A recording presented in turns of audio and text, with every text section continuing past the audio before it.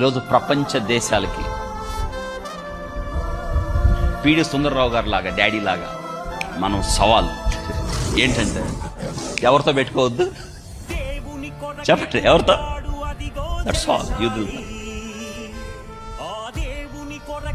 ఒకసారి పిడి సుందరరావు గారు అసలు అద్భుతంగా స్టేట్మెంట్ ఇస్తూ ఉంటాడు. ఎవరి వల్ల కాదు, అంత ధైర్యంతో ఎవరి వల్ల కాదు. అలాంటి కూడా ఆశీర్వాదమే.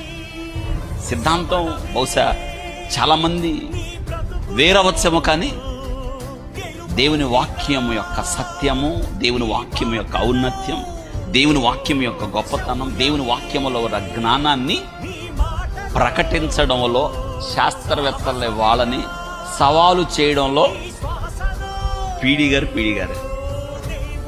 పెద్దోళ్ళు కదా, మనం గౌరవించాలి వాళ్ళని,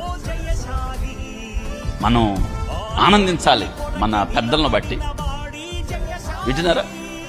కాబట్టి ఇక్కడ ఒక మాట మనం తెలుసుకోవాలి ఏంటంటే,